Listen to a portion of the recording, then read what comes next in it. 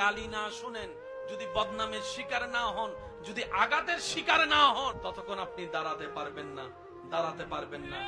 যাদেরকে দুনিয়া ভাঙতে চাই, আমি শ্রদ্ধার সাথে ভালোবাসার সাথে অনুরোধ করছি আমার ভাই বোনদের কাছে, যদি কখনো দেখেন দুনিয়া আপনাকে ভাঙতে চাচ্ছে, নামাতে চাচ্ছে, ধ্বংস করতে চাচ্ছে, আপনি রবের উপর তাওয়াক্কুল করে নবীর প্রেম ভালোবাসা নিয়ে একটু ধৈর্য ধরে সময়ের অপেক্ষা করবেন, সময়ের অপেক্ষা করবেন, রবের হুকুম আসা পর্যন্ত সময়ের অপেক্ষা করবেন।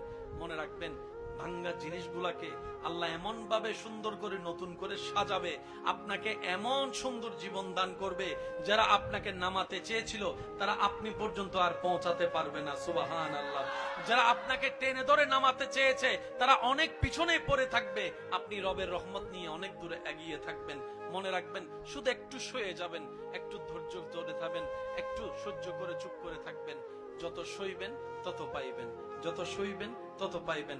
কোনো আফসোস নাই, কোনো আপত্তি নাই, কোনো হা হুতাশ নাই। রবকে শুধু এতটুকু বলবেন, যখনই মন খারাপ হবে সিজদায় মাথাটা ঝুঁকিয়ে, ইয়া রব, আমি যা পেয়েছি কোনো কিছু পাওয়ার যোগ্যতা আমার কাছেই নেই, সব তুমি দয়া করে দান করেছো, সব তুমি দয়া করে দান করেছো। একটা জিনিস পাওয়ার যোগ্যতা আমার নাই, এই চোখ পাওয়ার মতো যোগ্যতা আমার কাছে নেই, এই কান শোনার মতো কান আমার কাছে নেই। আল্লাহ, কোনো কিছুরই পাওয়ার যোগ্যতা নাই, তুমি দয়া করে দেখার জন্য দুইটা চোখ দিয়েছো, তোমার দরবারে শুকরিয়া। সুবহানাল্লাহ।